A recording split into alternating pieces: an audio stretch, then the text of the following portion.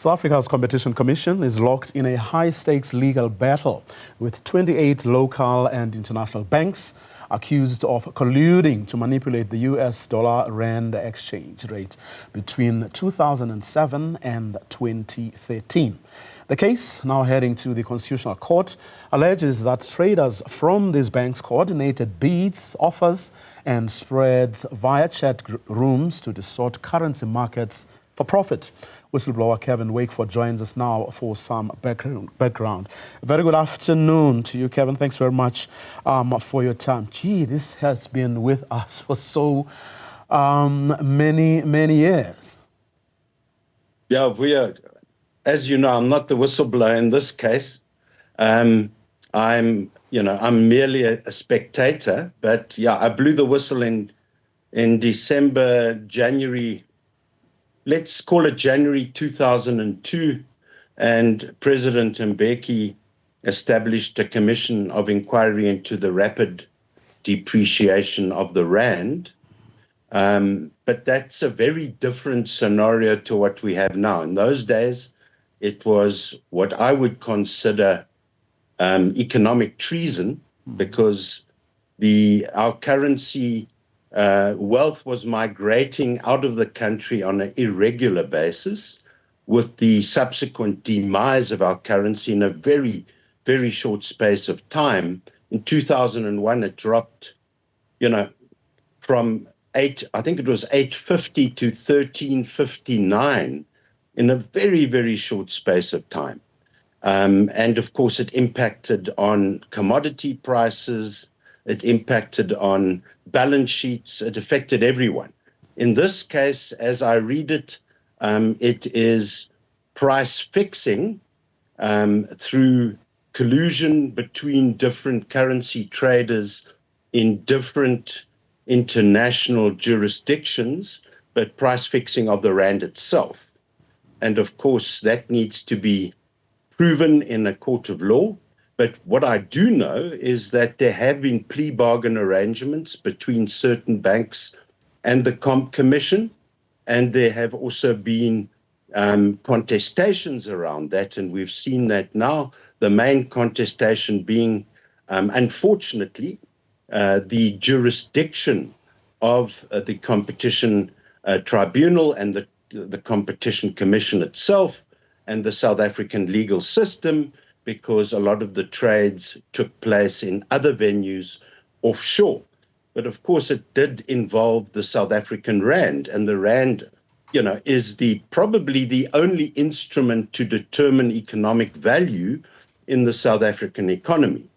So it impacts every single citizen, whether it be for purchasing goods and commodities, whether it be to do a valuation on one's balance sheet. Everyone is affected, from the poor to the corporate elite in South Africa. As far as you are concerned, Kevin, have those plea bargain arrangements actually shed any light into the practice? Well, there have been plea bargain arrangements. I haven't seen the substance of those arrangements. There have been, from what I can gather, penalties paid by certain banking institutions. Others have, walked away from any form of plea bargaining and are contesting. And I think tomorrow will be, or the next few days, certainly will be an epic moment in our economic history, because it's all about, or what I can gather, and there's much more to it than what I'm saying, but it's all about the jurisdiction of the South African authorities in regard to the trading of the South African currency. Now that would, I think it's a huge test for the Constitutional Court. There's a lot of debate around the judiciary at the moment and the entire judicial system. And of course, there's a lot of debate around whether, in fact, one can control an economy through a currency. So our currency, the weaker it is, the cheaper it is for foreign traders, and the worse off our poor are, but everyone else, the middle class as well, because everything in South Africa, as in most economies, is rand and dollar denominated. So if you purchase maize meal, technically you're paying the Chicago price. You're not paying the Bothaville price, because if you don't want to pay the Chicago price, farmers merely export their maize elsewhere in the world to willing buyers. So the value and strength of a currency is fundamental to what I call the share value of an economy. And if your share value is weak, you remain let's call it, in a very difficult place economically as an economy. So it's all about sustaining value in your currency, which sustains value for your consumer, it sustains value for your wage earner, it sustains value for your balance sheet or your personal or corporate wealth in the economy. I remember when this issue first came up, and then people started talking about just how powerful the banks are in South Africa, and how they have been able to evade scrutiny, and that they are not perhaps as transparent in their practices as they perhaps should. Do you hold that view? Well, my view is, I always say when it comes to good corporate governance, one just has to lift the skirt, you've got to lift the skirt. There needs to be full disclosure. There needs to be transparency. And, if one looks at the commission into the rapid depreciation of the rand in 2002, that commission was a damp squib. Christine Kunter one of the commissioners had to do her own minority report, recommending criminal investigation and prosecution, whilst the other commissioners said there was nothing really wrong with what took place. And we haven't really learned much from that commission, in my view. We need to enforce our foreign exchange regulations. And if we're going to lift all regulations, then it's fair to everyone. But at the moment, we do have regulations, and you can't have one set of rules for one group of people and another set of rules for another group of people. I'm convinced that, and one can't point fingers at individual banks, and there were a number of foreign banks involved as well. But there must have been skullduggery, because the commission would never have acted the way it did and would never have pursued this if they didn't have hard and real evidence. So, the real issue is, and we all talk about this all the time in SA, is there one set of rules for the multinationals and the bigger corporates, and another set of rules for everyone else? Or is there a single set of rules, and are we going to apply justice to all people in South Africa? Everyone should have, be treated the same as anyone else.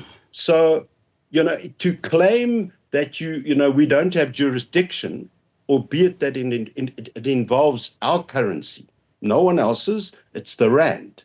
So the bottom line is, if our economy suffers, and everyone suffers as a result of price manipulation, everyone, no one escapes the impact of that on the economy and on one's personal well-being, then, we've got to stand our ground and say, well, if, let's say, the Constitutional Court tomorrow or in a few days' time makes a ruling and says, look, we can't rule on this, we don't have jurisdiction, and they walk away, I think it'll be a huge indictment on our judicial system. And then the question needs to be asked, who in fact does have jurisdiction when currencies are fiddled with and manipulated, impacting in particular on the poor in this country? So it's certainly a major, it's an inflection point, in fact, in our judicial system and in our economic history of the country. And I don't think history will treat anyone kindly if we wash our hands like Pontius Pilate. And I think the legitimacy of our regulatory regime, our enforcement regime, and our, let's call it the oversight of our currency. If those overseers don't perform their duties properly, I think the ordinary citizens of this country are going to be very, very disappointed. I mean, this episode, obviously, I had implications for you at a personal level. Your life did actually change. Given a chance, would you do it all over again, the way you did it? Well, I was a young man then. I was, some called me impetuous. I was not even 40 years old. In fact, I turned 40 during the Commission of Inquiry into the Rand in March 2002. So, would I do it again? I certainly believe in what I did. I think it's instructive to read the book by the late Barry Sargent. And I think subsequent history has proven me right, that there was skullduggery in the markets. The actions of some of the commissioners, even post the Rand Commission, the companies that were fingered at that time were doing business with some of the commissioners post the commission into the rapid depreciation of the currency. I don't want to get into the detail of that, but it's acrimonious stuff. So, I think if I had to have my life over again, I would do it again. But I'd perhaps be more circumspect as to how I did it.